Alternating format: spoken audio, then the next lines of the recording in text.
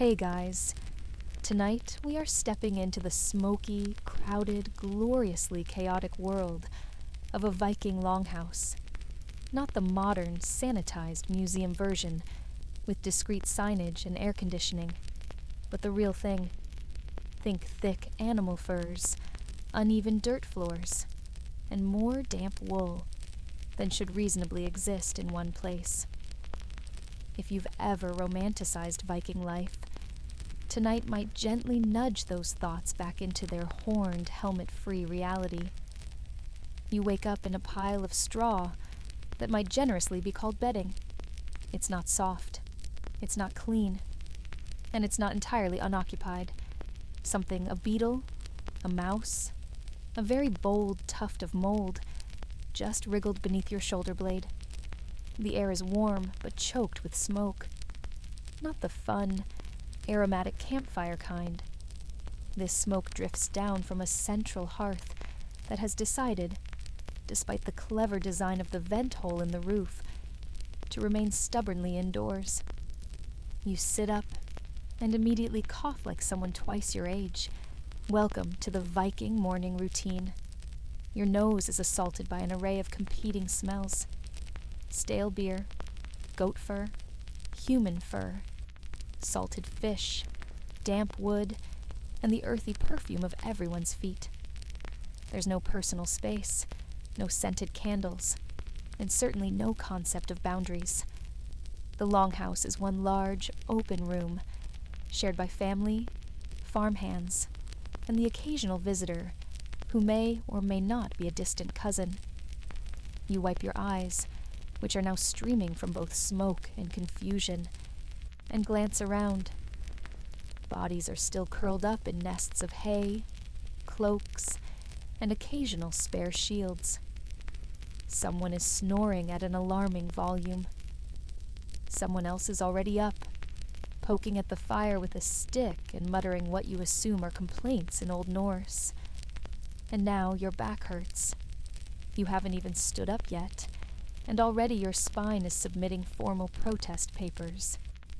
You were probably hoping for a quiet entrance into Viking daily life, something noble and windswept.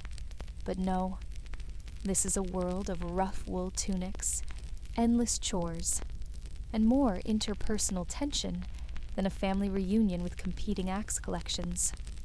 So, before you get comfortable, take a moment to like the video and subscribe, but only if you genuinely enjoy what I do here. Also, if you're listening somewhere far away, drop your location and local time in the comments. I love seeing where you're tuning in from. Now, dim the lights, maybe turn on a fan for that soft background hum, and let's ease into tonight's journey together. You shuffle to your feet, legs stiff, blanket tangled around your ankles. Your hair smells like someone else's cloak, and your teeth feel suspiciously furry. You blink through the haze and try to orient yourself. There's the fire pit in the center, smoldering like a tired dragon. There's a line of tools hanging by the far wall axes, pitchforks, and a suspiciously bent ladle. There's a goat in the corner, eyeing you with morning judgment. Historians still argue whether longhouses were truly communal in spirit, or if people just tolerated each other because it was too cold to live alone. Some say they were centers of family bonding. Others say they were one long passive-aggressive nightmare in timber form. Either way, you're here now, sharing air, straw, and a general sense of damp discomfort. You grab what might pass for your outer cloak, a woolen thing that smells strongly of sheep and faintly of regret, and make your way toward the fire. The woman tending it glances up and hands you a ladle of something warm. You accept it without question, sip, and immediately regret all your life choices. It's some kind of thin stew, possibly cabbage, possibly leftover meat jelly, possibly just warm water flavored by proximity to yesterday's stew. You nod politely, because that seems safest. Around you, the Longhouse begins to wake. Children stir. A dog barks once, and then immediately goes back to sleep, having fulfilled its duty. Someone is already complaining about the state of the smoke hole, and someone else is loudly making the case for goat relocation. You find your boots wooden, clunky, designed to make every step feel like a historical reenactment of regret, and begin to lace them up. Your fingers are stiff. The leather is stiffer. You wonder how the Vikings did this every day. Then again, they probably didn't wake up with a modern chiropractor's wish list for a spine. You shuffle toward the entrance. Just a wooden door with a clever latch that requires 3 guesses and a minor miracle to open. Outside, the air is crisp, sharp, bracing. You take a breath that isn't full of smoke and nearly sneeze yourself back into the Longhouse. A new day has begun, and you, poor modern soul, have somehow made it through the first 30 minutes. Only 17 hours to go.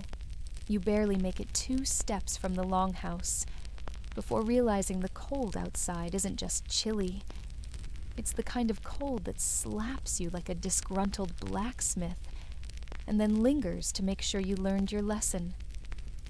The wind whips at the edge of your cloak, finding gaps you didn't even know your outfit had. It's not snowing, but the air tastes like it might consider snowing later, just for fun.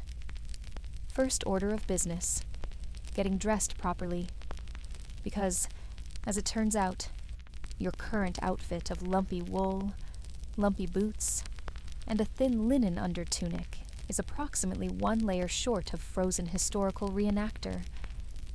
Back inside, you hunch near the hearth again and grab what looks like a fur-lined overtunic.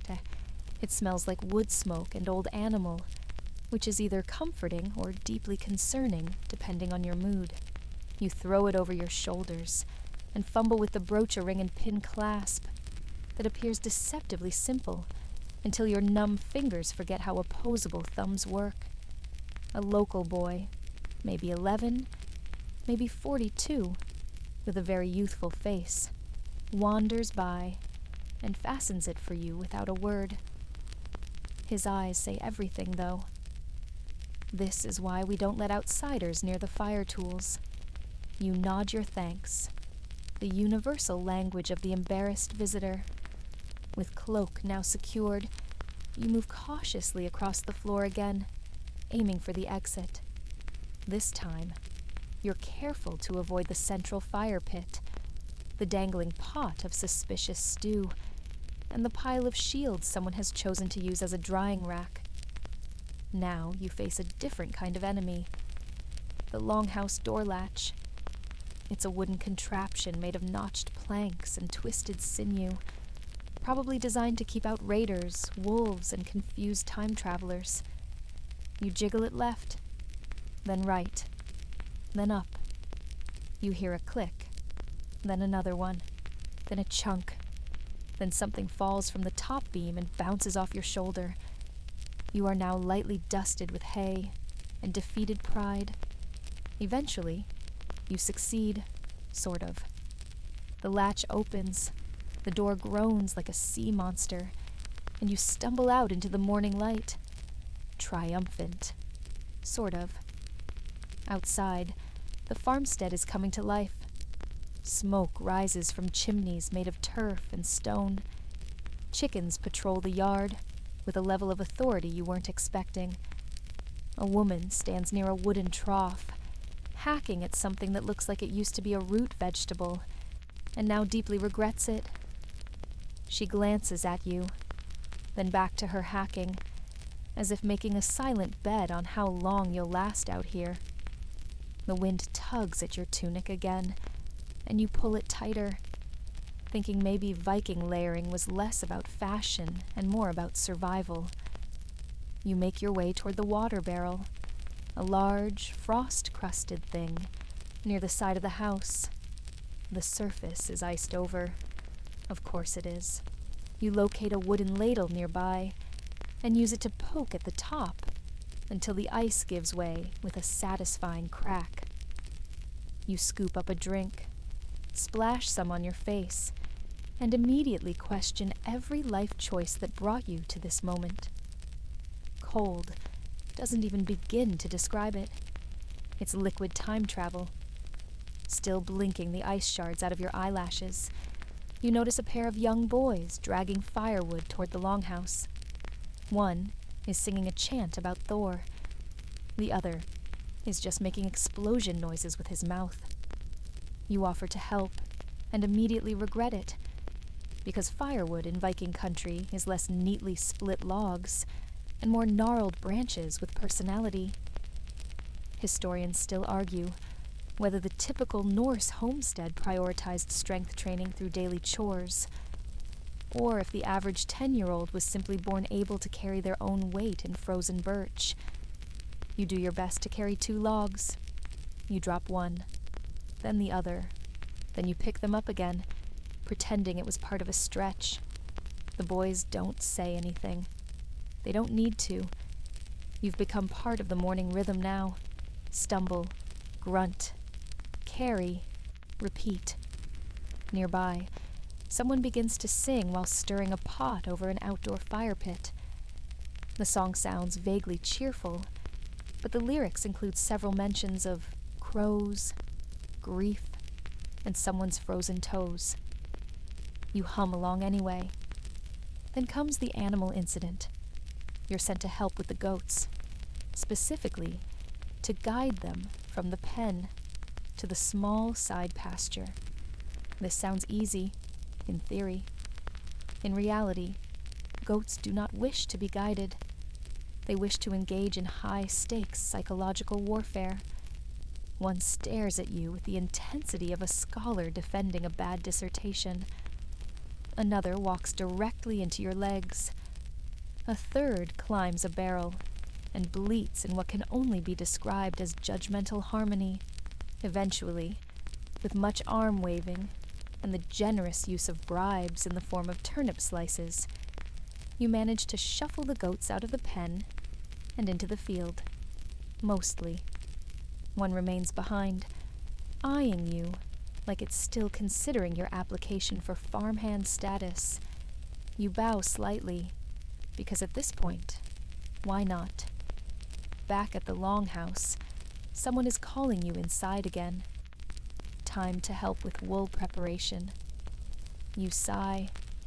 Your reward for surviving goat duty is apparently stabbing your fingertips with spindles, while being corrected by elderly women who have no patience for your excuses, and an endless supply of side-eye. But more on that soon. For now, you've conquered the morning. You've braved the latch, the wind, the firewood, and the goat standoff. You're still upright. Barely.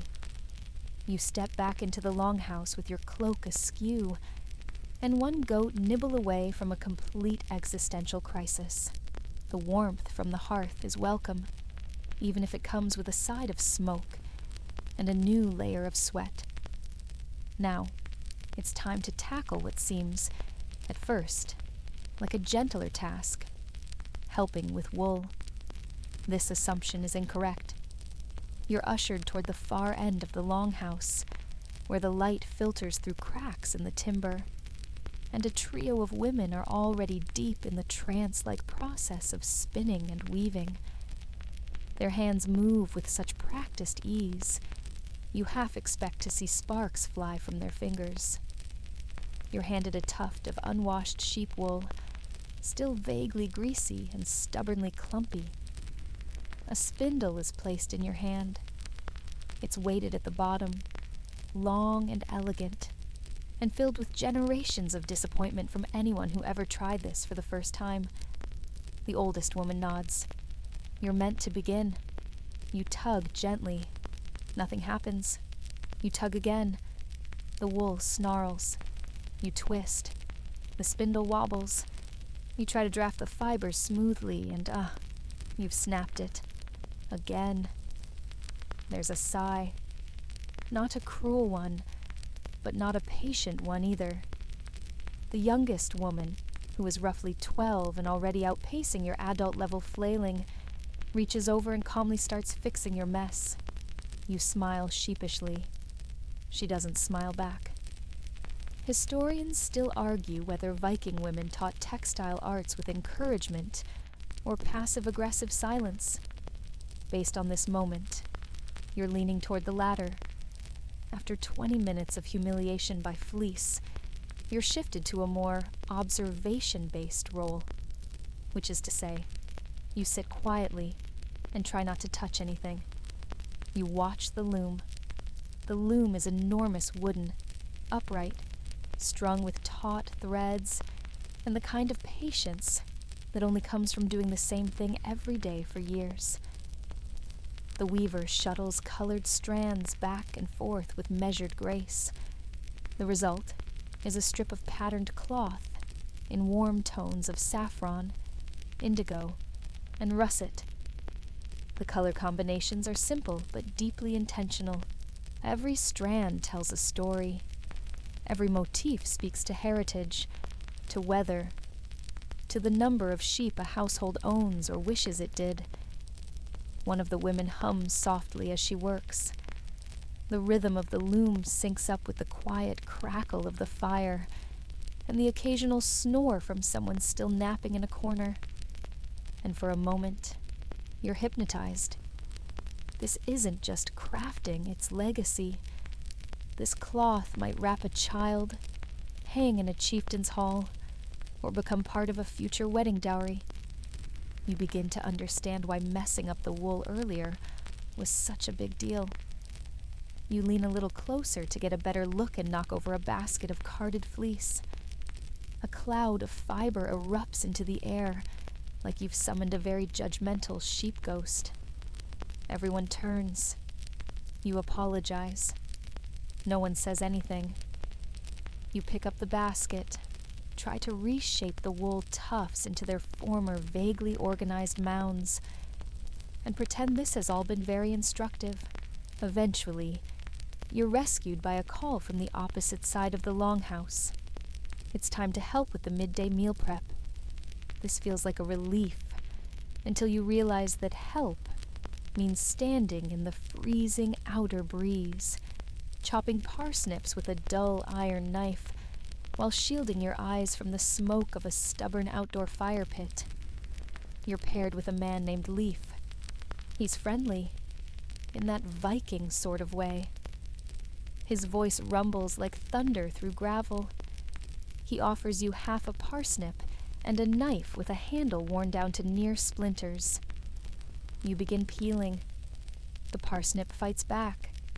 As you struggle, Leaf tells you about the local gossip. Someone lost a cow. Someone else is thinking of sailing west for furs. And someone might be hiding mead in the rafters again. His delivery is dry, with a glint of mischief. Then he grins. You spill the mead. We braid your beard crooked. You laugh nervously. You do not currently have a beard, but you suddenly feel very attached to its theoretical evenness. As you work, you start to get a rhythm cut. Toss, wipe eyes from smoke. Repeat. You finally feel mildly competent. And then, just to remind you where you stand, a chicken flaps directly at your face from behind a barrel. You flinch. You drop the knife. The parsnip escapes into the dirt like it's trained for this. Leaf watches, amused. You recover your dignity. Slowly, carefully, one parsnip chunk at a time. The soup pot starts to smell edible. A thick broth, spiced with whatever herbs someone managed to dry before the first frost, bubbles in a clay pot hanging from a crossbar above the fire. A few fish heads bob near the top. You're told this is a good sign.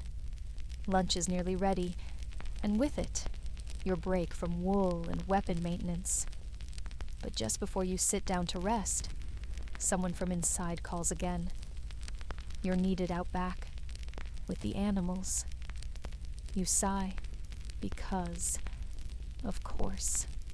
the goats have forgiven nothing. You drag your feet toward the animal pen, still smarting from your most recent wool-related disgrace.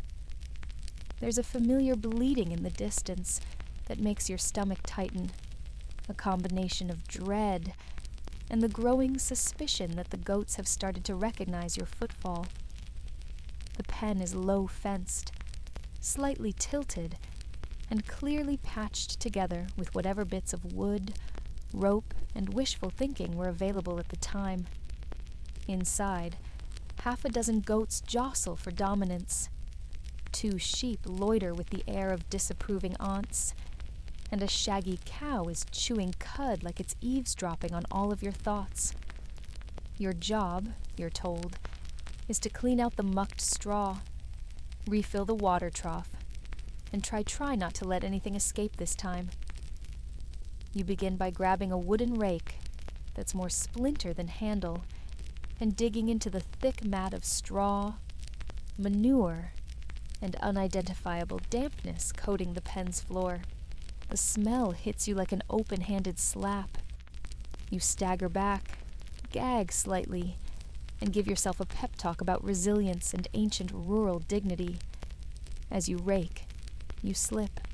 Of course you slip. And not a little stumble either. An epic, slow-motion banana peel slide that ends with you landing directly in the very muck you were trying to remove. The goats pause their chewing to observe. One of them sneezes. You suspect it's laughter. You scramble upright, covered in things best not named. Your dignity, once again, is missing in action. The water trough is next. You grab a wooden bucket and make your way to the well, just a short walk from the animal pen. The wind has picked up again, and your cloak flaps behind you like a dramatic stage actor, though without any of the flair. You lower the bucket with a creaking rope, wait for the satisfying splash, and haul it back up. This part you manage without falling in. Progress. You refill the trough. The animals descend like a pack of hairy critics at an all-you-can-eat buffet. They jostle, drink, and, in one case, step directly on your foot. You yelp. The sheep ignores you. You are furniture now. Historians still argue whether Viking livestock was particularly aggressive, or whether it was just the fact that they were often treated like extended family, loud, smelly, uncooperative family that occasionally headbutted your kneecaps. Your chores don't end there. You're handed a pitchfork and pointed toward the midden. If you're unfamiliar, a midden is a polite historical word for giant outdoor pile of refuse, compost, and secrets. You approach it with trepidation. It looms behind the Longhouse like a forgotten god of rot. Your task is simple. Turn the pile. Aerate it. Stir the flavors. This, you learn, is the exact opposite of a relaxing country stroll. Every poke releases a new aroma.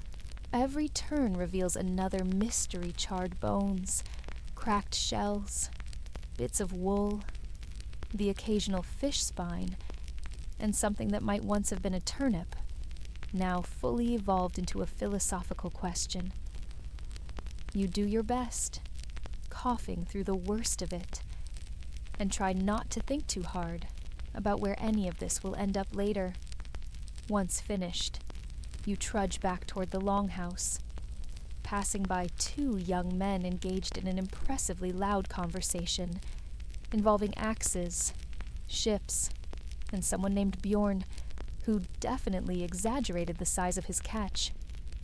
They pause to look at you as you pass, muddy, sweaty, and with a suspicious smear on your cheek, and nod respectfully. You nod back. You have officially entered Viking peasant mode. Back inside, it's warmer. Someone is stirring the soup again. It smells less terrifying, now heartier, more herbal. There's bread on the table, too. Coarse, dense, and the kind of thing you could use to patch a boat if necessary. You collapse onto a bench, shoulders aching, feet complaining, and hands scratched in 3 different places. One of the older men offers you a horn cup. You drink without asking what's in it. It turns out to be watered-down ale. Slightly sour, but not terrible. You eat in mostly silence, chewing the bread carefully. It has a texture like a promise and a taste like regret. Still, it fills the void. During lunch, conversations swirl around you. Someone's cousin is getting married. Someone else swears they saw an elf in the woods. Again. A traveling trader is expected tomorrow, and there's speculation on whether he'll bring salt, beads, or just more stories about distant fjords. You nod along, catching only bits and pieces, your modern brain struggling to swim through the accents, idioms, and deep local knowledge of whose goat did what in the spring of last year. After the meal, everyone stretches. A few head outside to split wood. One man begins fixing a leather strap on a sled. A small child climbs up onto a bench and starts practicing balance like a baby warrior monk. You're told to help with the shields, because of course you are. The shield rack is at the back of the Longhouse. Some are round and painted, others bare and splintered. Your job: sand down the rough edges, replace broken bindings, and pretend you know what you're doing with a hammer. You do not. The first nail bends. The second splits the wood. The third hits your thumb. You stifle a yelp and casually hide your hand behind your back, like no one noticed. Someone noticed. A young man wanders over, watches your technique or lack thereof, and silently begins doing it for you. You both work in silence. It's not awkward exactly. It's just wordless teamwork, Viking style. The shield you were fixing is now usable. You consider taking credit, but settle for a quiet grunt of appreciation. Outside, the sun is moving west. You can hear someone chopping wood in a rhythm that's almost musical. A dog barks once, then again, then gives up. Life hums along. Your muscles ache in new places. Your nose is red. Your nails are full of dirt. And you're still standing. Barely. You slump onto a low bench, your hands stained with wood dust and sheep mystery, and try not to think about how it's still only mid-afternoon. You've done chores, offended goats, flunked spinning, and nearly lost a toe to a pitchfork. You'd expect a nap by now, but the Vikings are not a napping people. As your eyes start to droop, someone claps you on the shoulder. A large man with braided hair, and a grin like a thunderstorm in reverse. He beckons you to follow him toward the edge of the farmstead. You stand, groaning quietly, and trail behind him toward a clearing ringed by short tree stumps. A few others are already there, some sharpening tools, others lounging and chewing on dried strips of something leathery and suspiciously meat-like. This is, you realize, the mid-afternoon gathering, a mix of war story time, minor weapon maintenance, and general flexing. You take a seat on one of the logs, careful not to plant yourself on a nail or a squirrel. Someone hands you a strip of jerky. You try not to ask what animal it came from. It's chewy, salty, and could easily be a roofing material in another life. You nod in appreciation. One of the older warriors launches into a story about his first sea voyage. His voice is gravelly and deep, and he gesticulates with the flair of a bard and the accuracy of a man who remembers every barnacle that clung to his ship. The tale involves a storm, a sea creature that may have been imaginary, and a near miss with a rival clan. You try to follow, though you miss most of the subtler cultural cues. Someone laughs at a joke you don't understand, and you smile a second too late. A younger man throws a pine cone at him, and the group erupts in a casual, elbowing scuffle. Then it quiets again. Someone starts carving into a length of wood, smoothing the edge into what might one day be the handle of an axe. Another sharpens a blade with slow, deliberate strokes. The metallic rasp is oddly calming, like the sound of old teeth being sharpened in the distance. You look around. Everyone seems to be doing something with their hands, repairing a strap, weaving leather cord, twisting sinew into thread. You reach for a small antler knife and pretend to examine the grain of a scrap of wood, nodding as if you're about to make something. You are not. You are simply trying to not look wildly out of place in this lineup of part-time warriors and full-time craftspeople. The conversation drifts toward raiding season when it starts. Who's joining which crew? Whether last year's haul was good, decent, or full of cursed jewelry again. You blink. Cursed jewelry? No one elaborates. Historians still argue whether Viking belief in magical objects was central to their daily life, or a colorful fringe concern saved for storytellers and sailors. But judging from the sideways glances exchanged over that last comment, you suspect at least one bracelet still lives in someone's sock drawer with a very bad attitude. A man passes around a small tin of toothpicks, thin slivers of birchwood carved to a point. It's a strange communal habit. Everyone quietly chewing on these sharp little sticks as they work or listen or stare at the horizon. You take one and try to join in. Immediately, you jab yourself in the gum and drop it. You recover quickly. No one notices. Probably. As the sun dips lower in the sky, a breeze picks up. You pull your cloak tighter. The smell of cooking fires starts to drift toward the gathering onions, herbs, and something smoky that might be meat, or might just be optimism.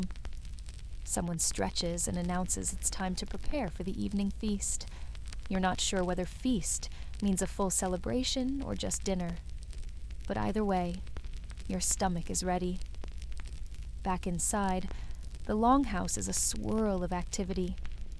Bread is sliced, broth stirred, and dried herbs sprinkled into clay pots. Someone is roasting something over the fire.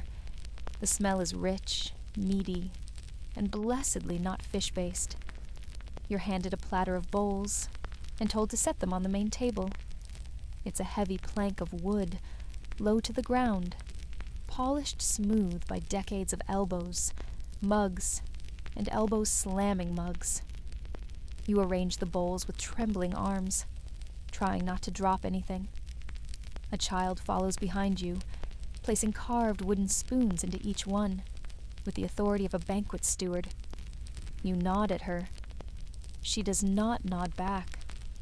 By the time everyone has shuffled in, the Longhouse feels full of people, smoke, warmth, and the electric hum of anticipation that always precedes shared food. You take your spot at the edge of the group and try not to breathe in too deeply. The fire's smoke is cozy in theory, but your lungs still haven't developed the ironclad filters required to thrive in a ventilation-free dining room. The food is served in rounds. A thick stew with hunks of root vegetables, and something gamier than chicken, but not as terrifying as seal. Flatbread is passed around dense, slightly sour, and incredibly satisfying. You rip off a piece, dunk it into the broth, and savor the simple joy of warmth, calories, and not currently chasing livestock. Across from you, someone begins reciting a poem. It's rhythmic, lyrical, and full of words that roll like waves and crash like swords. You catch a few phrases about frost giants, ship sails, and long nights under a stormy sky. It's a lot for your tired brain, but the cadence is soothing, like a lullaby wrapped in fur and sharpened with irony. You sip from a wooden cup, its mead sweet, fermented honey, warm on your tongue, and heavier than it looks. You feel it seep into your bones like melted candle wax. Someone burps. No one cares. Someone else claps at the end of the poem, and everyone joins in with a mix of cheer and gentle mockery. The poet bows theatrically and steals a second helping of stew while no one's looking. You sit back. You are, somehow, still in one piece, more or less. The fire crackles low as the feast winds down. Bowls are scraped clean. The last scraps of bread disappear into mouths or onto the floor for dogs who have been waiting with the patience of saints or opportunists. The mead continues to make its slow rounds, and the air in the Longhouse shifts from rowdy to comfortably foggy. You think this is the end of the day. It is not. Someone nudges you and beckons toward the door. You're not entirely sure what's happening, but in Viking culture, refusal isn't so much a concept as it is a challenge. So you stand, groaning slightly, and follow the group outside into the dusky air. You're headed to the bathhouse. Now, you might be picturing a spa, a nice soak, maybe steam rising gently as someone brings you a tray of herbal tea. Wrong century, wrong culture. This is a Viking saunaless retreat, more purification ritual with a side of bludgeoning. The bathhouse is a small, low building made of turf and stone, nestled behind a woodpile. Inside, it's dark, warm, and filled with a deep, earthy smell, peat, damp moss, and wood smoke. A stone hearth has been built into one wall, where rocks are being heated until they glow red. A woman pours water over the stones, sending up an immediate hiss and a cloud of steam that wraps around your face like a slap from a very hot ghost. You cough. No one else does. You take a seat on the low wooden bench and try to act casual while sweating buckets. A few others disrobe entirely, steam rising from their shoulders, like they've just emerged from some mythological fjord. Then come the birch twigs, bundles of thin branches tied with leather strips, dipped in water, and used to lightly whip the skin. It's meant to stimulate circulation, improve health, and, apparently, prove you're not a total wimp. Someone hands you a bundle. You tentatively give yourself a tap. A man next to you, grinning ear to ear, slaps his own back like he's trying to get a ghost out. You copy him. It stings. But oddly, it's not unpleasant. It feels ancient, like you've stepped into a rhythm older than language, a ritual of smoke and sweat and shared silence that scrubs away the day's grime and goat-related trauma. Historians still argue whether Viking saunas were purely practical or also held spiritual significance. But in this moment, you're too distracted by the way your ears are ringing to worry about historical consensus. You sit, eyes half closed, as the heat seeps into your bones. Muscles unwind. Joints forget they hate you. You breathe deeply through your nose, which no longer smells like livestock, and now just smells like moss and cedar and smoke. It's almost peaceful. And then someone opens the door. Cold air rushes in like a slap. A few people cheer. You're ushered outside, yes, still dripping and encouraged to roll in the snow. You look at the snow. The snow looks back. You make a run for it. You roll. It is awful. You yelp. Your body clenches. Your soul briefly detaches. And then, it's kind of great. Your skin sings. Steam rises off of you like you're a roasted beetle. Your breath clouds the air. Every nerve ending tingles with the kind of clarity usually reserved for people who've just seen the northern lights or accidentally stepped on a sea urchin. You laugh. It comes out sharp and real. Everyone else laughs too. You have now completed the Viking spa experience. Wrapped in a wool cloak, you shuffle back toward the Longhouse with the others. The cold no longer bothers you. Everything smells like firewood and pine. Someone tosses you a towel that is more scratch than cloth. You dry off as best you can and stumble back inside. The Longhouse is quieter now. Most people have either drifted to sleep or gathered around the central hearth in small, murmuring groups. You settle onto a bench, utterly drained, but your host isn't done with you yet. He waves you over to another gathering. This time, the vibe is less sweaty and more festive. It's poetry hour. Again. A young man with bright eyes and a carved comb tucked into his belt steps forward and begins to recite. The words are musical, the rhythm steady. It's about a ship caught in a storm, a lost sword, a faithful dog, and a woman who waited 13 winters. You understand almost none of it, but the cadence is hypnotic. Another follows, a woman this time, whose voice is lower, more deliberate. Her tale involves ice giants, cursed rings, and a cunning raven that saves the day. There's laughter, applause, and someone muttering, "I heard the raven was based on a real bird from the coast." You sip more mead, which is starting to taste like melted candy and poor decisions. But you don't stop. You offer a polite clap when expected. You smile when people do.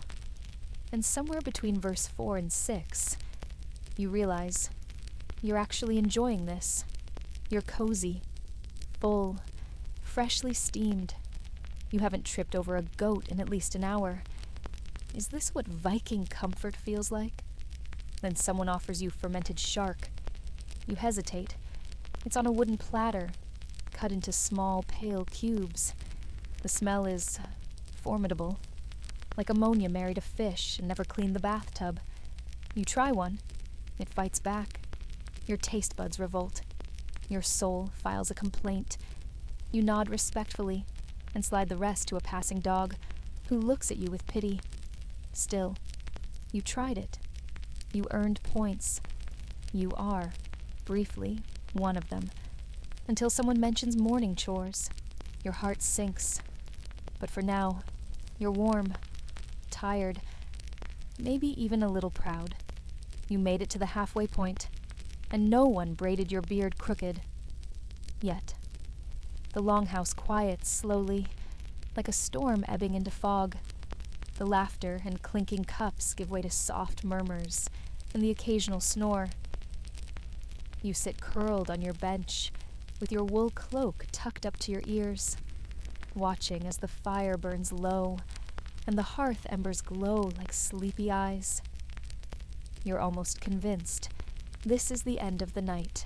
Surely the Vikings are done now. Right? Wrong again. From somewhere in the rear of the Longhouse, someone clears their throat and calls your name, or something that sounds vaguely like your name, filtered through a Viking accent and 2 cups of mead. You blink, startled. A figure waves you over. It's your host, grinning like he's just remembered a favorite chore and decided you should enjoy it too. You rise, legs stiff and head buzzing, and follow him toward the storage shed. It's pitch black outside. The stars overhead are shockingly vivid icy pinpricks in a vast, endless ink wash. The wind is sharper now, but you no longer care. You've reached that mystical state of exhaustion where you'd wrestle a bear if someone told you it involved sitting down afterward. You duck into the shed behind him. It's colder inside somehow. You can smell dried fish, old fur, and something that might have once been cabbage. Your host lights a tallow lamp, its weak flicker illuminating a cramped space, packed with barrels, sacks, and mystery objects wrapped in hide. He points to a sack of barley, and then to a small hand mill. Of course, midnight grain grinding. You're not surprised anymore, just resigned. You kneel beside the hand mill, a heavy circular stone on a base, and begin to turn the top disc. It groans. Your arms groan louder. You add barley a handful at a time, watching as it slowly becomes something vaguely flour-like. Your host helps, occasionally, mostly. He tells you about his cousin's legendary strength and the time he ground an entire sack before breakfast. You pretend to be impressed. You are mostly focused on not passing out into the barley. Historians still argue whether domestic tasks like grain grinding were communal efforts, ritualized duties, or just the Viking equivalent of giving the newbie a mop. Tonight, it feels like all three.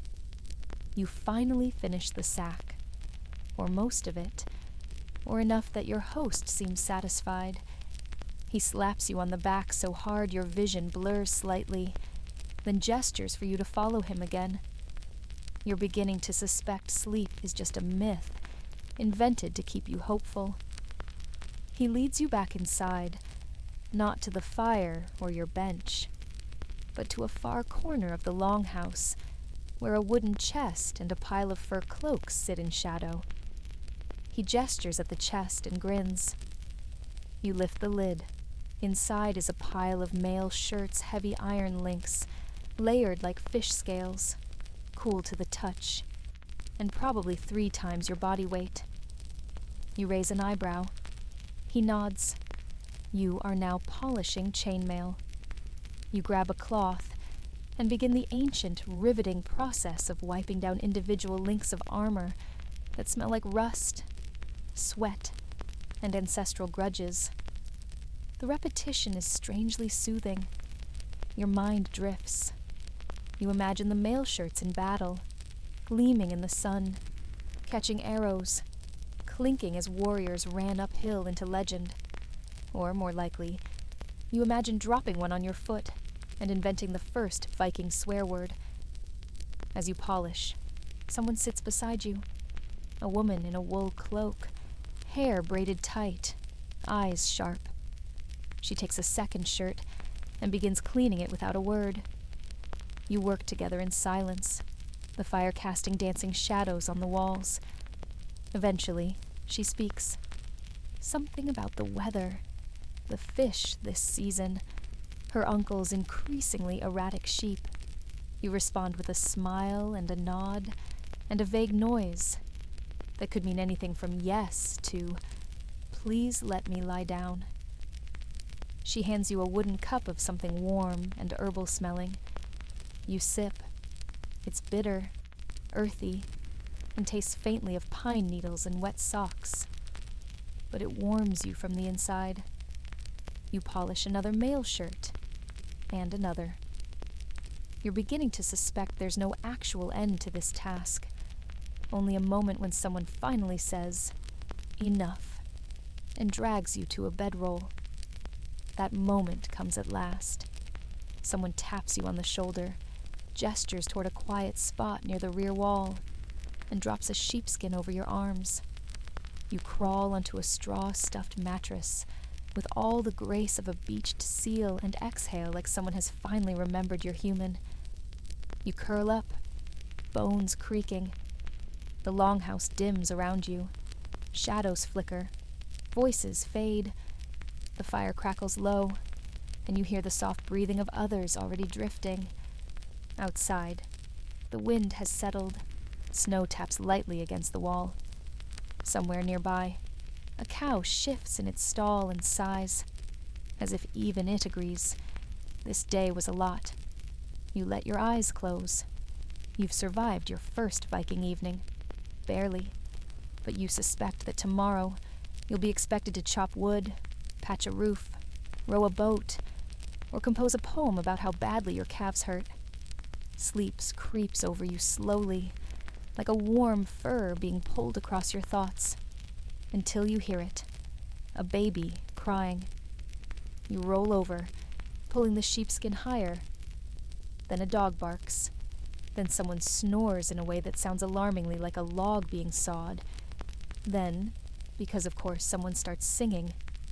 Not loudly, not badly, but definitely not quietly enough for your brain to ignore it.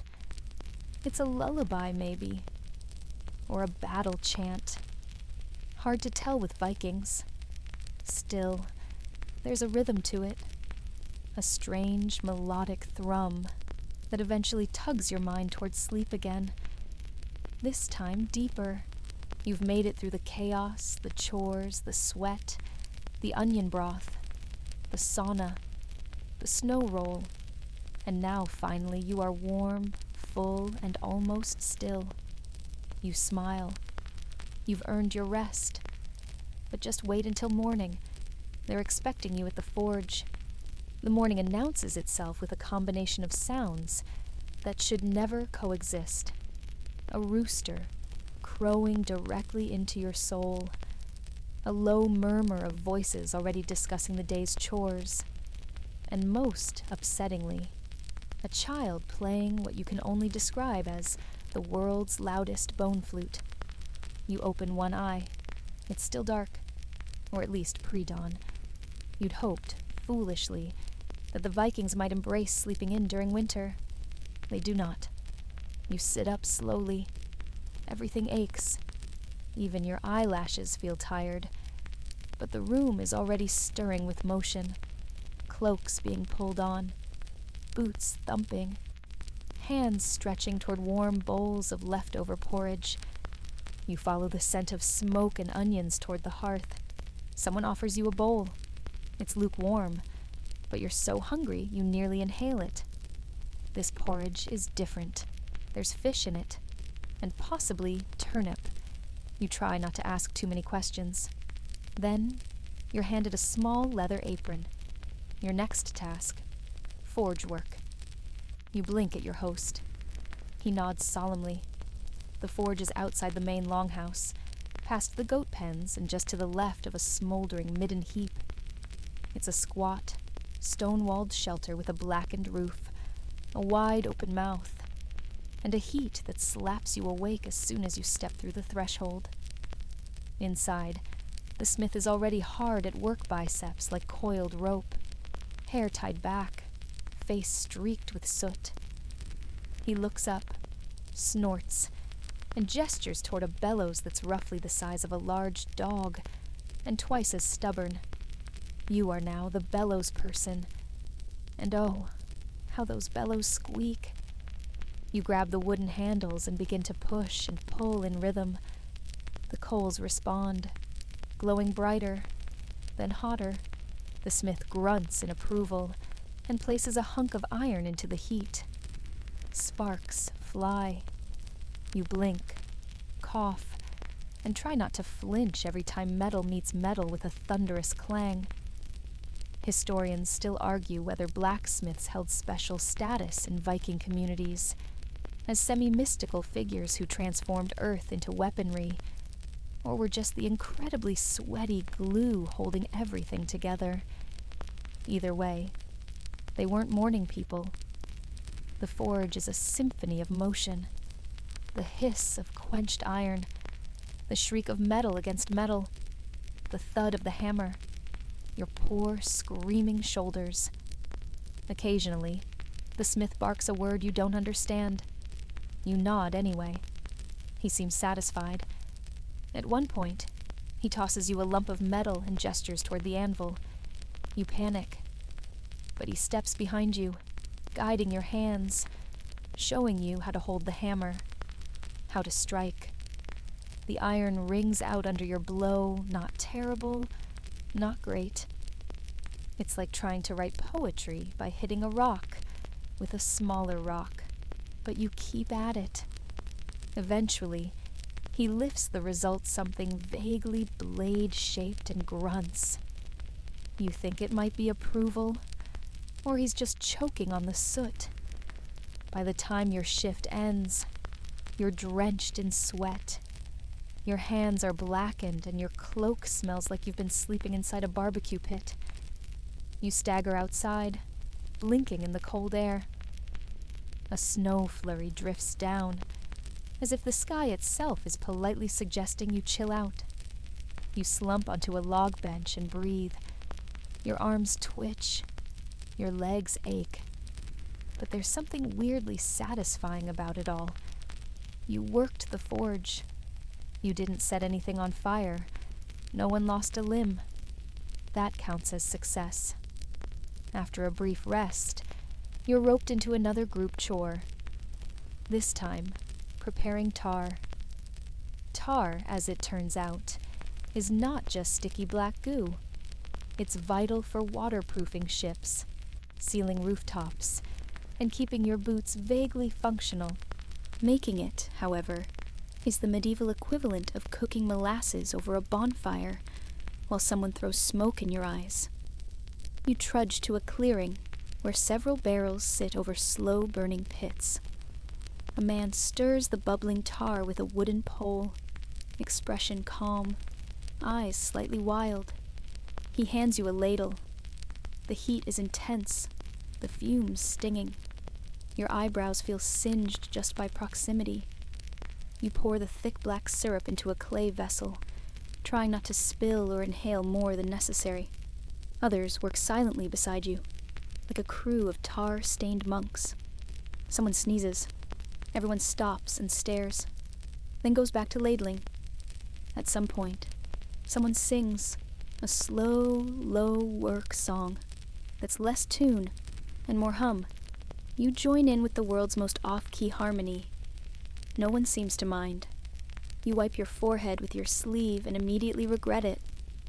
You are now part tar monster. By midday, you're excused, or at least left unsupervised. You trudge back toward the Longhouse, tar-streaked, forge-weary, and ready to collapse. But as you round the corner, a new commotion rises. Children racing in the snow, hurling clumps of ice with terrifying aim, and no regard for safety. You are spotted. They pelt you. Your reflexes are dulled by mead and metalwork. You raise your hands in surrender, slip on a patch of snow, and fall with the grace of a collapsing fence post. They cheer. You laugh. Because at this point, what else can you do?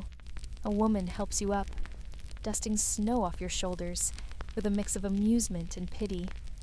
She offers you a piece of dried apple and a knowing look that says, "Welcome to the village." You chew. It's surprisingly good. Back inside, the Longhouse is quieter. Lunch is a casual affair. Some leftover stew, more bread, a bowl of something green and unidentifiable. You eat it all. You're too hungry to be picky.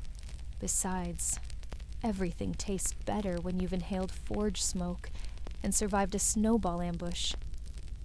Afterward, you're given a small moment of mercy, a task that doesn't involve lifting, hammering, or boiling tar.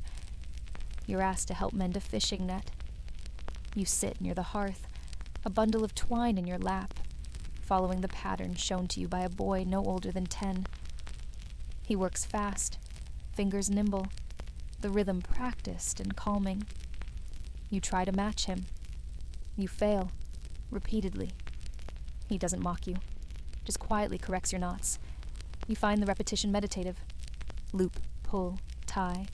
Loop, pull, tie. For once, no one expects you to be strong or clever. Just steady. You can do steady. You might even be good at it. You look up. Outside, snow falls in gentle flurries. Inside, firelight flickers. And you, for one rare, quiet moment, almost feel like you belong here. You stretch your legs out, toes twitching inside wool socks that are at least 3 sizes too big, and probably once belonged to someone named Bjorn. The net mending is behind you. Your fingers smell like fish and hemp, but your brain feels oddly quiet, like someone turned down the background noise of survival just a notch. You hear the Longhouse doors creak. A new bustle begins. It's time for afternoon trade. This isn't a market in the way you imagine it. No stalls, no polite cues, no cheerful jingles.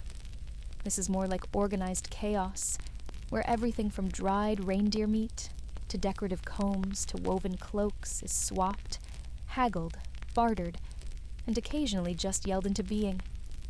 You step outside and immediately spot a man holding what appears to be a goat skull on a stick, enthusiastically pitching it to a group of unimpressed teenage boys.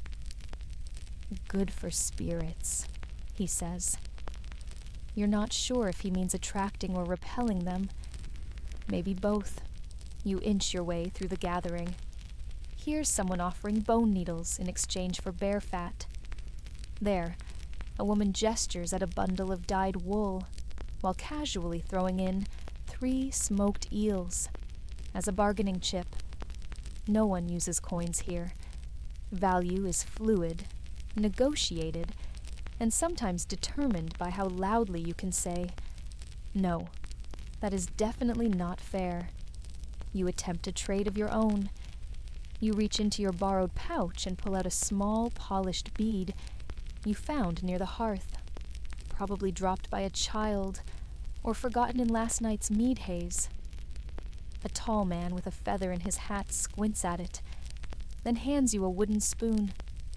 Success. Possibly. Or you've just invented the world's worst currency exchange. You tuck the spoon into your belt proudly. Historians still argue whether Viking trade gatherings followed set rules, or just adapted as needed. What's clear, standing here, is that the system works, because everyone believes it works, and no one dares question the barter value of an oddly shaped root. A shout rings out. Someone's offering a story for trade. You perk up. A wiry woman with 2 braids and a voice like gravel begins to speak, gesturing with wild hands as she tells the tale of how her father caught a whale, using nothing but a harpoon, a bucket, and a particularly persuasive chant. The kids around her giggle.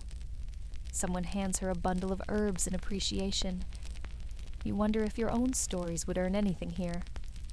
Once, I binge-watched an entire season of historical dramas in one weekend. Probably wouldn't cut it. You wander toward the edge of the clearing, where a man sits cross-legged in front of carved wooden runes. He's an older fellow hair like dry straw, eyes sharp despite his age. His fingers move steadily as he arranges the runes into patterns. You sit beside him. He doesn't speak, just points to a pile of small tokens fish bones, seashells, dried berries. You pick one, the shell. He nods. Then he gestures to the runes and murmurs a soft word, something that might mean change, or wind, or you're about to get some exciting blisters. You thank him, unsure what just happened. Was that a reading? A riddle? A prank? You'll never know. But it feels significant, in the quiet way certain moments do, when you're cold and tired and surrounded by people who seem to live by rhythms older than you can grasp. You head back toward the Longhouse, spoons still tucked in your belt like a trophy. Inside, preparations for the evening meal are already underway. A young girl chops onions with fierce concentration, while a boy turns a spit with a hunk of meat that might be lamb, but also might be mystery animal. No one seems entirely sure. You're put to work again, kneading dough. You plunge your hands into a bowl of barley flour and warm water, working the mixture until it becomes a sticky mess that you try to convince yourself is bread. Someone adds herbs. Another throws in crushed nuts. Someone else accidentally drops in a pebble. You remove it. This is a collaborative effort, you remind yourself. You shape the dough into flat rounds and place them near the fire to bake on heated stones. The smell is comforting, earthy, nutty, almost like popcorn's distant cousin. As the bread bakes, you help ladle stew into bowls. This time, it's root vegetable heavy, with flecks of meat and a tangy broth that makes your nose run in a good way. You sit with the others on benches, furs thrown over shoulders, steam rising from the food as the fire crackles and the wind whistles outside. There is talking, of course, but there's also silence. Not awkward silence, but that warm, shared quiet that happens when people are simply together, breathing the same air, letting the day soften. A woman beside you asks how your hands feel after the forge.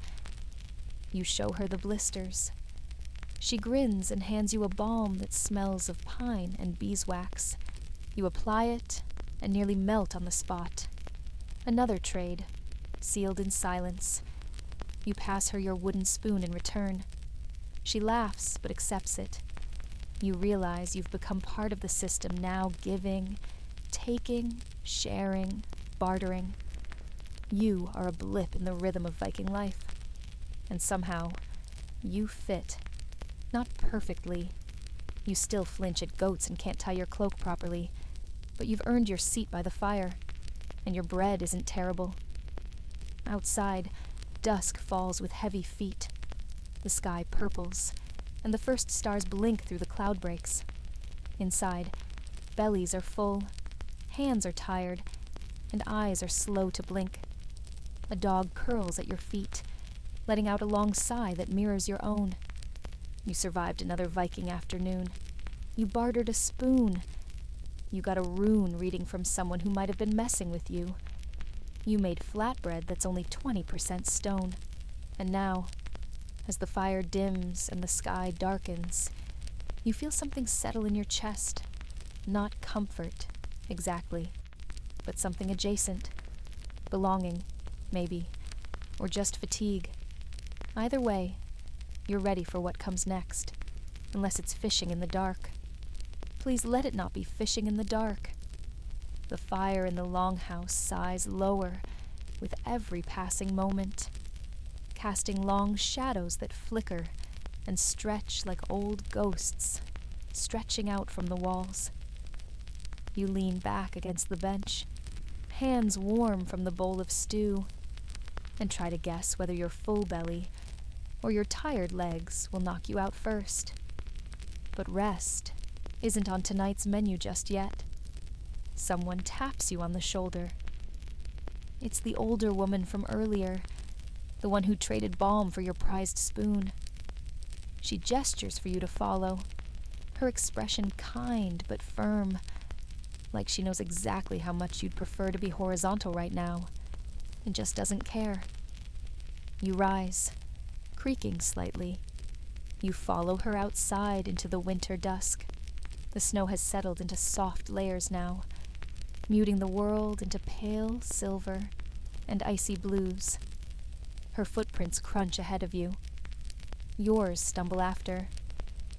She leads you to a small structure at the edge of the village, a wooden hut that smells faintly of old herbs, dust, and whatever the Viking equivalent of lavender is. Inside, the walls are lined with bundles of dried plants hanging from beams, pottery jars stacked neatly, and a low fire crackling in a stone hearth. This is the healer's hut. She motions for you to sit and hands you a pestle and mortar. You are now grinding dried mushrooms. Of course you are. The scent is earthy and sharp, and you're told, with hand gestures and a few words, you're pretty sure mean don't eat that this particular blend is for treating sore joints, toothaches, and possibly annoying neighbors, though that last one might have been a joke. As you work, the healer begins humming a low, melodic sound that blends with the crackle of the fire. It's not a song with words. It's a rhythm, a feeling. It makes your eyes droop a little. She hands you another task, sifting dried nettle leaves into a pouch. You work slowly, carefully. There's something oddly sacred about it. Not religious, exactly, but deeply human.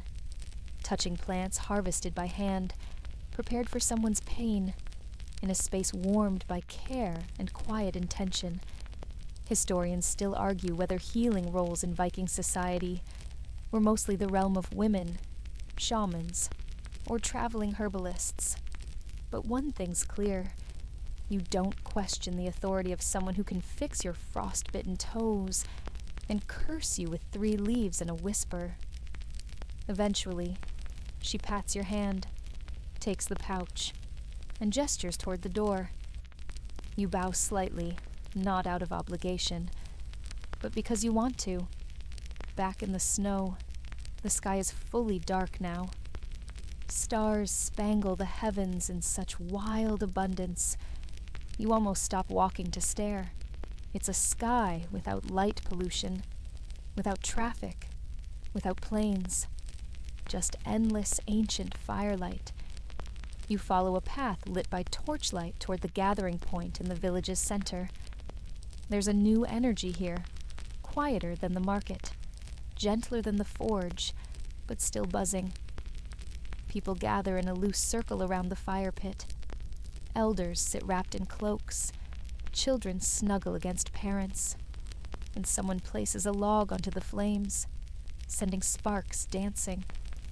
You're handed a warm drink. Not mead this time. Something lighter, spiced, herbal. It tastes like tea, if tea was brewed by someone who thought mint should be slightly terrifying. The storytelling begins, not with a grand announcement. Just someone standing, voice clear, eyes glittering, as they start to spin a tale of gods, wolves, betrayal, and wind-carved cliffs. The language flows fast and musical, and while you don't understand every word, you catch the shape of it. The rise and fall, the laughter in the crowd, the shared memory. Then another storyteller follows, then a third. Each story builds on the last, some old, some clearly improvised, some suspiciously resembling last week's hunting trip, with more heroic exaggeration. You are asked to share one. Panic. You stand. Your brain empties. And then you begin. You tell a simple story about how you ended up here, how the forge nearly broke your spine, how the snowball ambush left you breathless, how you traded a bead for a spoon and felt like a legend. You make them laugh. Not a lot, but enough. Someone claps. Someone else hands you a dried apple. You sit back down, heart racing, but a grin on your face. This, you think, is what the Longhouse is really about. Not just shelter or meals or surviving the cold, but belonging, witnessing, being witnessed. The stories wrap up one by one. Children are carried inside, asleep over shoulders. Elders rise slowly, helped by younger hands. The fire burns lower, then lower still, until only embers remain. You walk back to the Longhouse in silence, boots crunching in rhythm with your breath. Inside, it's warm again. You find your bedroll somehow exactly where you left it, and sink into it with the sigh of someone who has carried too many logs, eaten too many root vegetables, and told one too many awkward stories. You are exhausted, but you are calm, and that's a new feeling. The Longhouse settles around you. The snoring resumes. The dog snores too. Somewhere, someone coughs like a distant thunderclap, and then quiet. Not silence, but peace. The kind that comes from knowing you made it through another day, even if you're sore, cold, and very confused about how many turnips you actually ate. You smile. You've lasted through forging, trading, healing herbs, and public storytelling. You're not a Viking, but you're definitely no longer just a guest. You wake up before the sun, but just barely. The Longhouse is still half dark, glowing in patches where embers from the hearth continue to hum like sleepy coals. Around you, the sounds of the village begin again. Boots shuffling, water sloshing into wooden buckets, the unmistakable thump of someone dropping something heavy and then swearing softly about it. You sit up slowly. Everything hurts again, but in a familiar, almost comforting way, like your body is slowly learning to be okay with being perpetually uncomfortable. A cloak lands on your head. You peel it off to find your host standing over you, half smiling, holding something in his other hand. A fishing spear. Oh no, today is fishing day. You are not ready for fishing day. You step outside into a snow-silenced dawn. The air bites your face. The sky is a pale wash of silver and pewter, as though the sun's still brushing its teeth somewhere behind the mountains. You trudge behind your host, through powdery snow, past sleeping goats, and the skeletal frame of a sled half buried in ice. Down to the shore. A narrow strip of riverbank greets you, half frozen and wreathed in mist. Thin sheets of ice skirt the edges, crackling softly underfoot. You blink at the water and wonder which part of this plan doesn't involve hypothermia. Turns out, none of it. Your host gestures for you to break a hole in the ice. You grab a long-handled axe and, with all the grace of a goose in a pottery barn, begin hacking. Ice shards fly. Your arms ache. You consider faking an injury, but your pride gets the better of you. Eventually, the hole is made. Your host nods approvingly and squats beside it, watching the water like it personally insulted his ancestors. Then he passes you the spear. You peer into the hole. There is water. There is cold. There are no fish unless they're hiding out of sheer spite. Still, you kneel beside him, gripping the spear like someone who's seen exactly 0 episodes of anything helpful. You wait, and wait, and then, movement, a flicker beneath the surface. You thrust the spear. Miss your host chuckles. You repeat this process no fewer than 7 times, each miss more dramatic than the last. You nearly pitch forward into the hole on attempt number 6. On attempt 8, you hit something. A splash, a wriggle, and then victory. You've speared a fish, a small one. Possibly the saddest-looking fish in the river. But it's yours. Your host claps you on the back so hard your teeth knock. Historians still argue whether winter fishing was a routine survival tactic or a test of inner Viking strength. But one thing's certain. You have never felt more accomplished while wearing wet socks. You spend another hour at the river, the cold slowly seeping into your bones, your fingers going numb despite your gloves. Your breath fogs the air in front of you like a miniature storm cloud. You catch 2 more fish. You name them. One is victory. The other is regret. Eventually, your host packs up the gear and gestures homeward. You trudge behind him, fish slung over your shoulder like the spoils of battle. You are freezing. You are proud. You are dangerously close to falling face first in the snow. Back at the Longhouse, someone has stoked the hearth. Warmth rushes up to greet you like an old friend. You strip off the soaked outer layers and are handed a cup of something hot and vaguely moss-flavored. You drink it anyway. You've stopped asking questions about flavor. Your fish are cleaned, cooked, and served within the hour, grilled simply over the fire, with a bit of salt and herbs. You bite into the first one, and it's actually delicious. Or maybe you're just starving.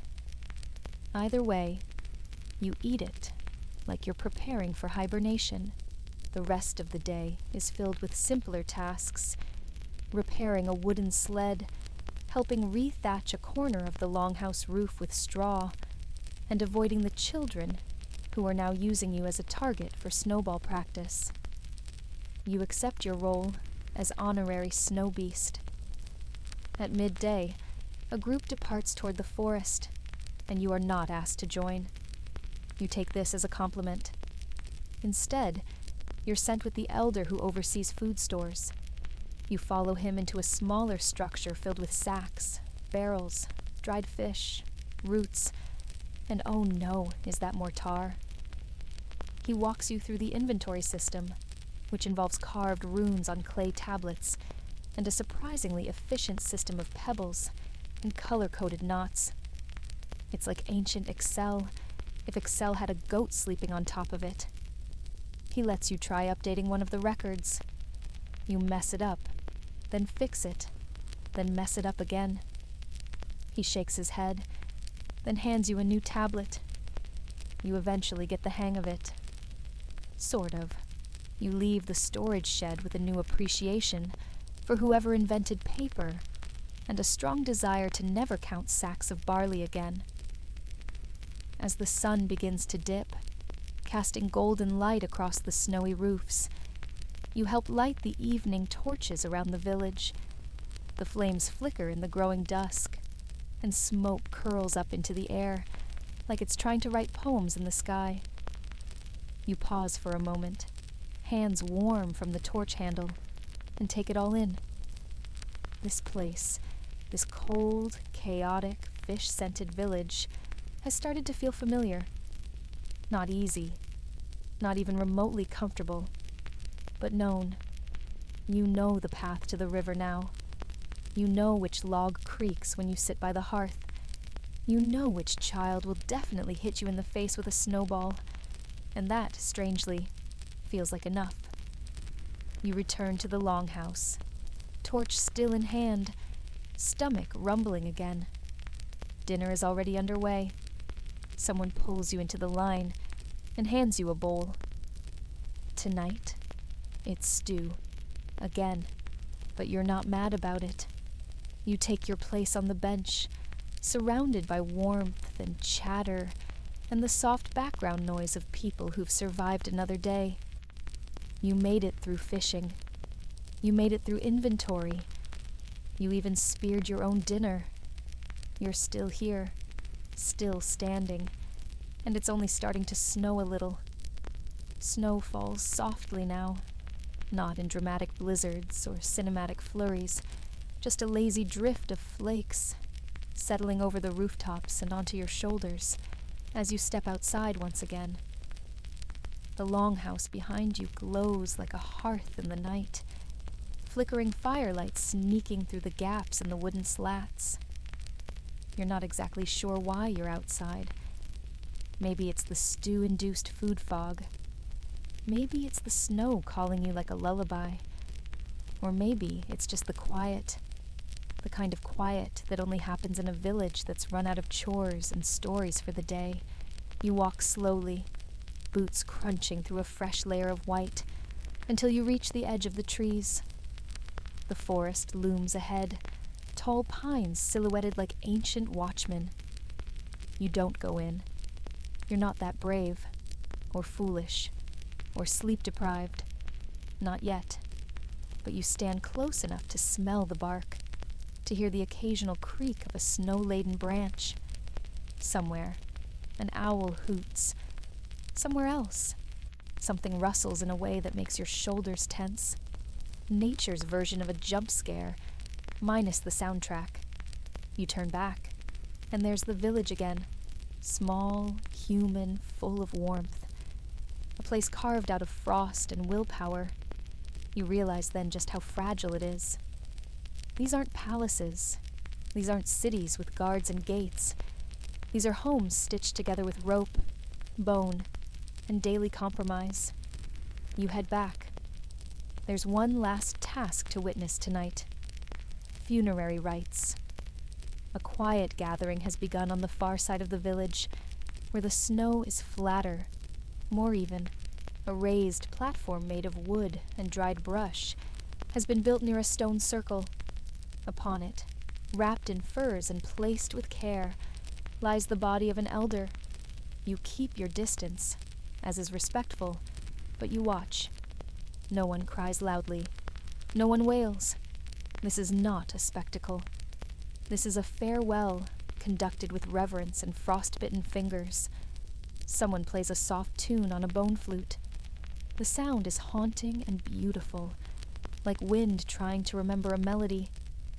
A woman steps forward and tells a story part fact, part myth, part poetic license. It's about the elder's youth, a fishing accident, and how he once convinced a bear to leave the food cellar using only a loaf of bread and a glare. Historians still argue whether Viking funeral pyres were common for every person or reserved for those of certain status. What they agree on is that these rites mattered deeply guiding souls into the next life, or simply helping the living let go. You don't fully understand the words, but you feel their weight. Eventually, a torch is passed forward. The pyre is lit. The fire catches slowly. Then all at once, flames lick the dry wood, curling upward in orange ribbons. Sparks leap into the sky like tiny spirits, rising higher and higher until the smoke absorbs them. You stand still. You don't speak. You just breathe. A man beside you murmurs something that sounds like a blessing. You repeat it softly, hoping it's the right thing, or at least not offensive. When the flames are low, people begin drifting back toward the Longhouse. There's no rush, no formal dismissal, just a shared understanding that life continues cold and uneven and stitched together, but moving forward all the same. You walk back with the rest. The snow is deeper now. Inside, the fire is blazing again, and the children are being hushed gently toward their furs. Someone's polishing a blade by the hearth.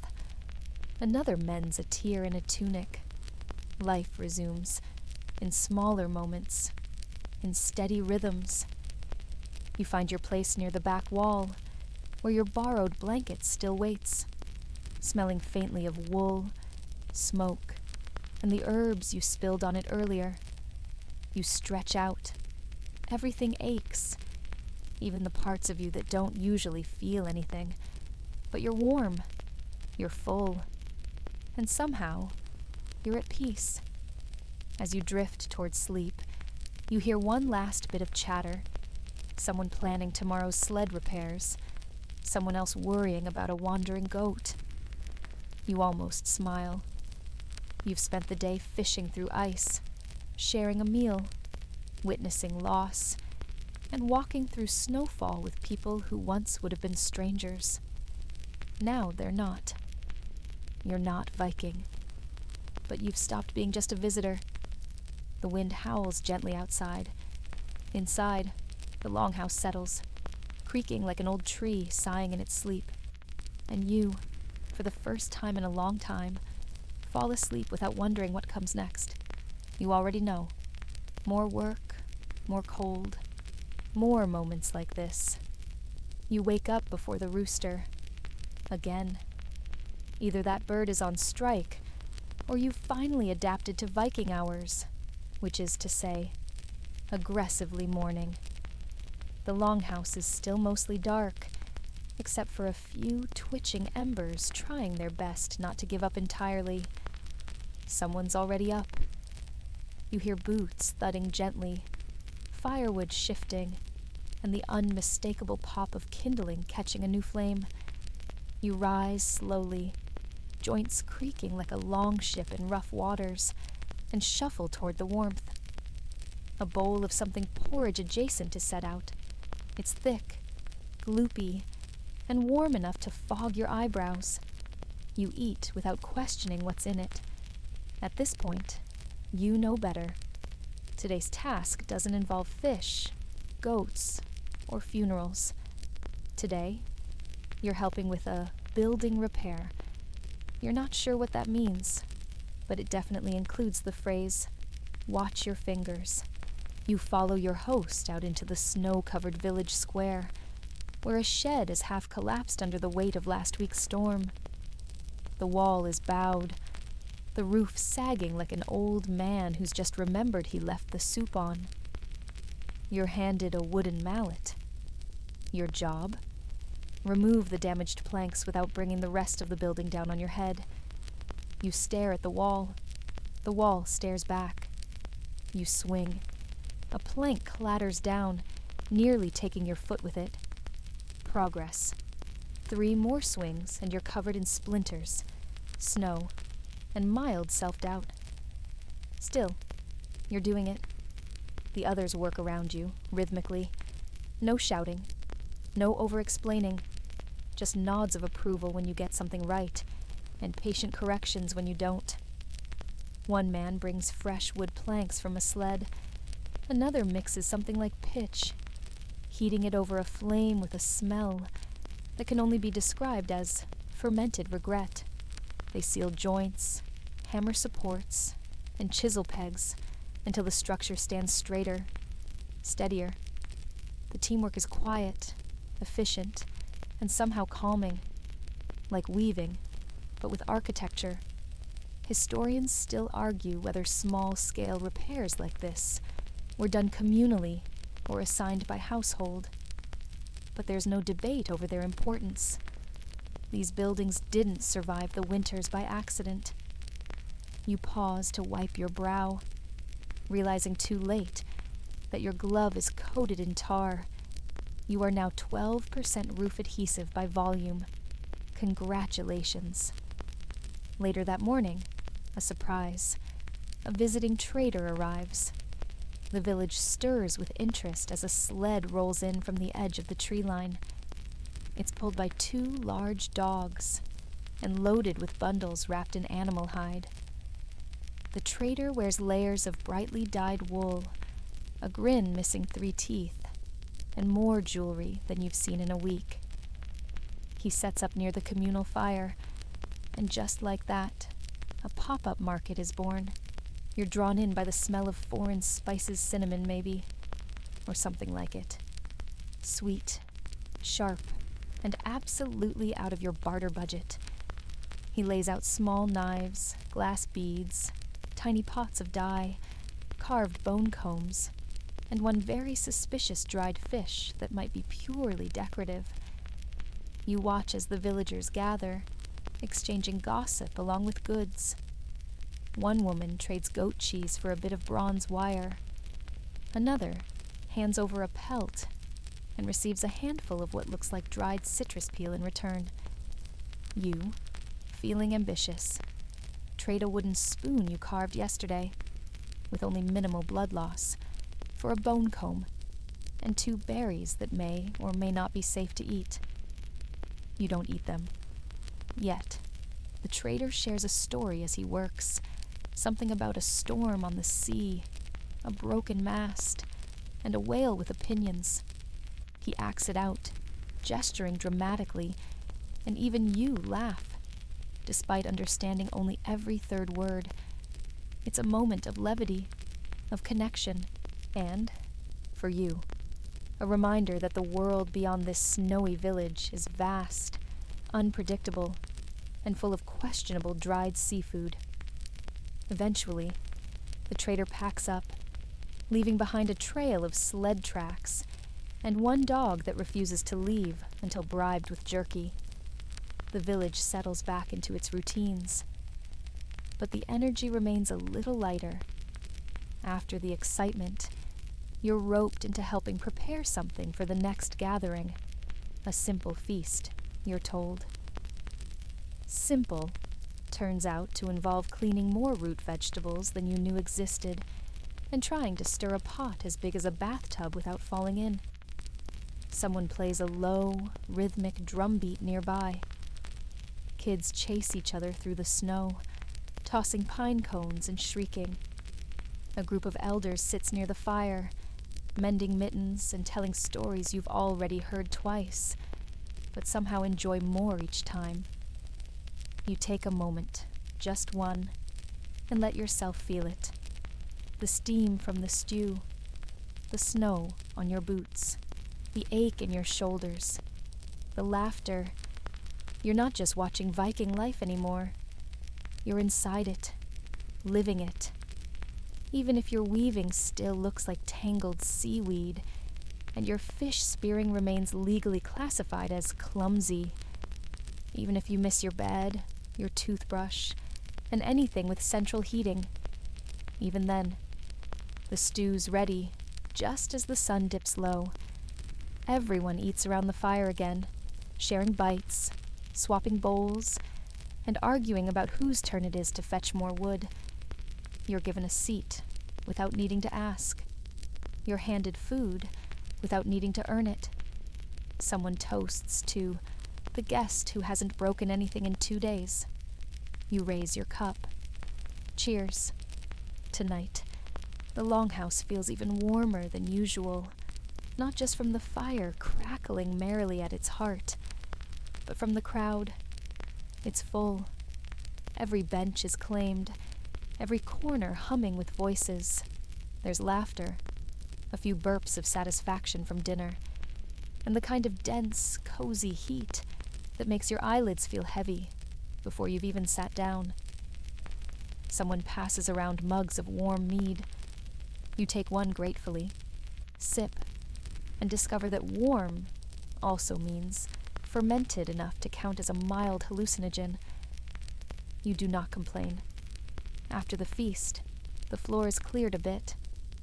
Boots are shuffled to the edges, dogs herded out of the way, and the benches re-angled to make space.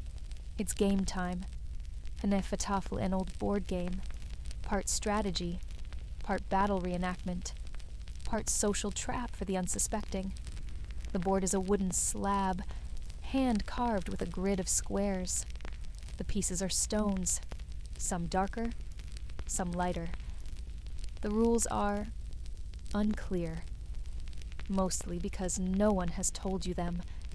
You're invited to play. You say yes. And that, dear listener, is your mistake. You sit down across from a woman with narrowed eyes and a knowing smirk.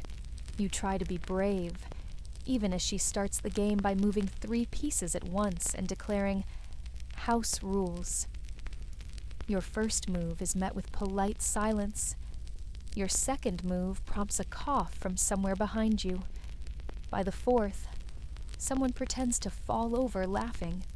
Turns out, you've just accidentally trapped your own king, which, apparently, is not ideal.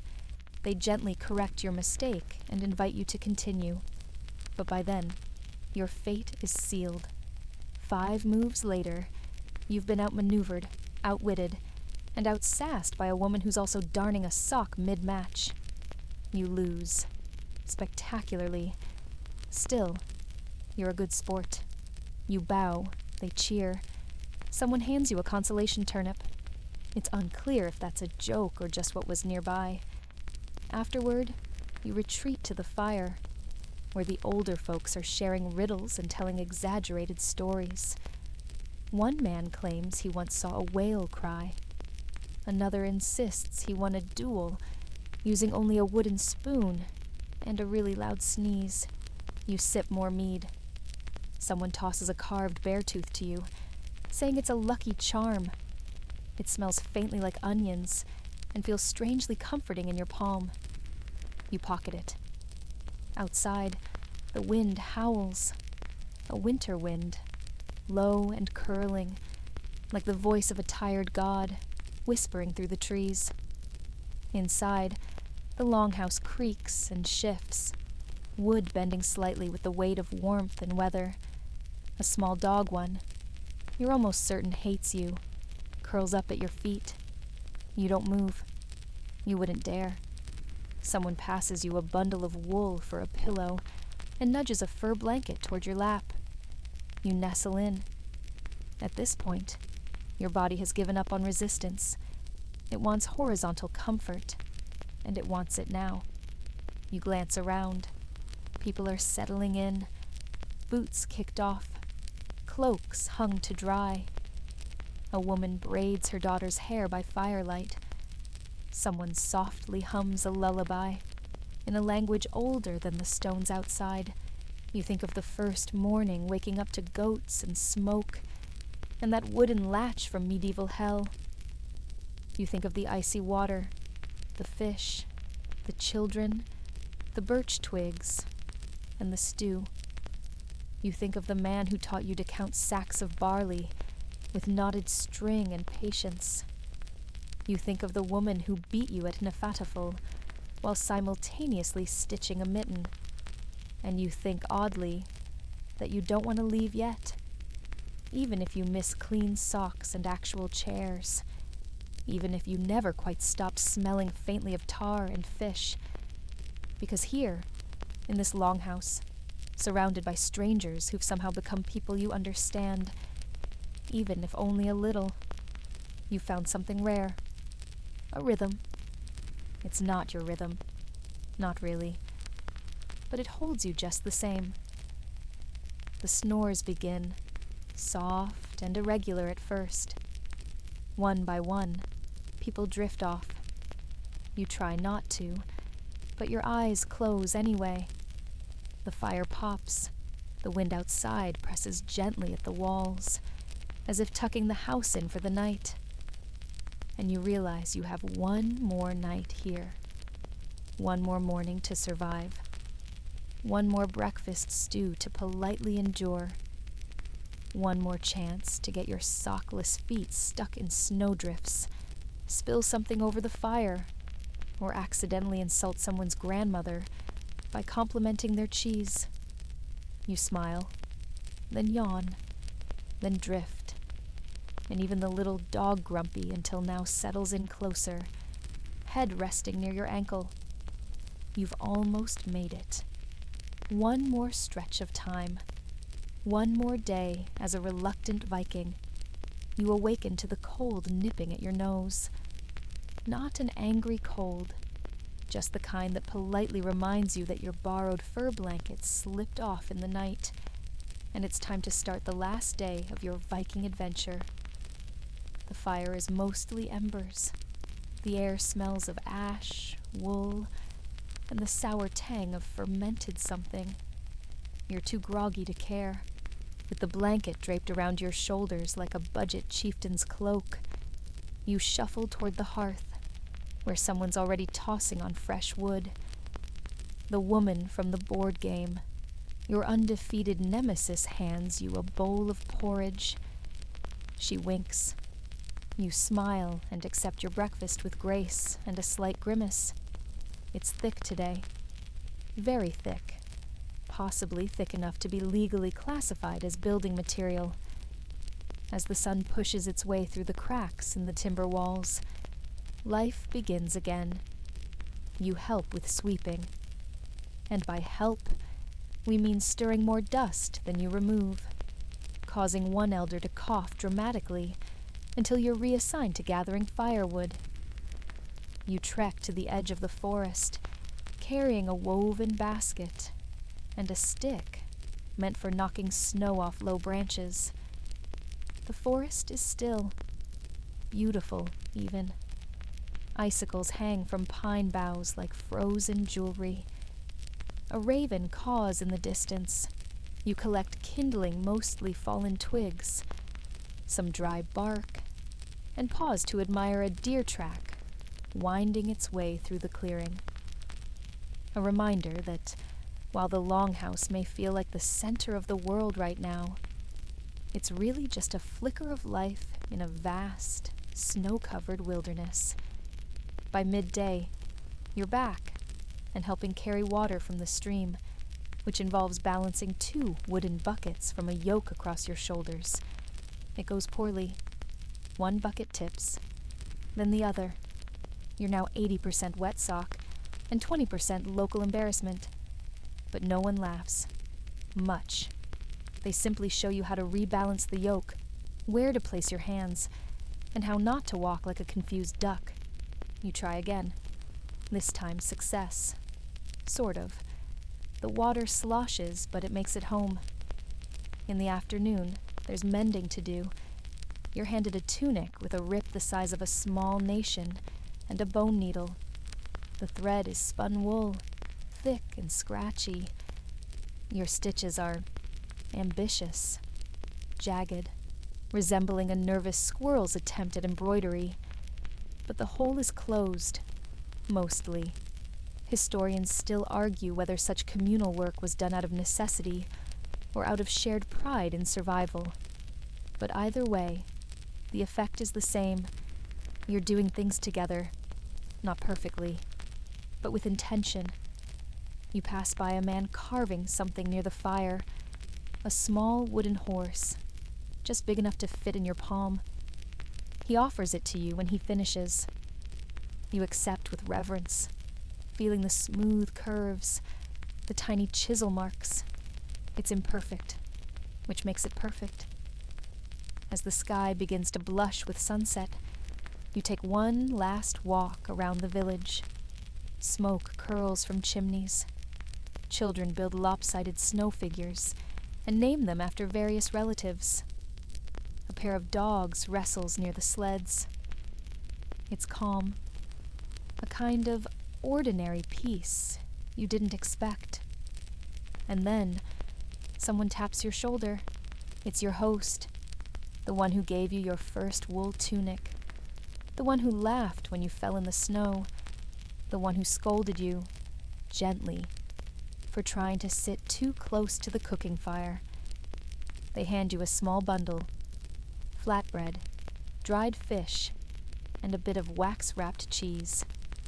For your next journey, they say. You thank them in your best attempt at Norse. It comes out as something between honored friend and spicy goat. But the sentiment is understood. Back in the Longhouse, the fire is roaring. It's warmer than it's been all week. Or maybe you're just more acclimated now. People are quieter tonight. Not somber, just restful. The kind of tired that comes from doing things that matter. You curl up in your usual corner. Same straw, same blanket, same little dog curled by your side. The wooden horse is tucked into your satchel. You can't believe it's already time to go. Your muscles ache. Your clothes itch. You still smell faintly of smoke and fish. But your heart? It's full.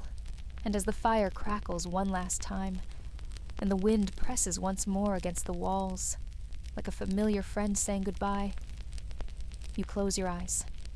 One final sleep. One final dream of snow, stew, and the sound of voices rising like steam in the winter dark. Now, as the Longhouse quiets once more, and the soft breath of sleeping villagers surrounds you like a blanket of its own, your body begins to let go. The warmth of the fire, still glowing in your memory, flickers behind your eyelids. The heavy wool, the crackle of snow under boots, the smell of pine smoke and spice, all of it lingers, gently dissolving into stillness. You are safe here, sheltered by timber walls and distant stars. Your breath slows, sinking with the rhythm of an old world that asked much of its people, but gave back a kind of strength only time and snow can shape. Outside, the wind has calmed. The air is soft. Even the dogs have curled into silence. The Longhouse creaks like a ship on still water, and the memories of your day splinters. Laughter, stew, games fade like lanterns into the mist. No more snow to trudge through. No more buckets to carry. No more goats to dodge. Only rest now. Let your limbs grow heavy. Let your thoughts drift like smoke from the chimney, spiraling gently into the winter sky. Let the hush settle. You are not alone here, and you are not cold. Not anymore. Sleep, traveler. You've earned it. Sweet dreams.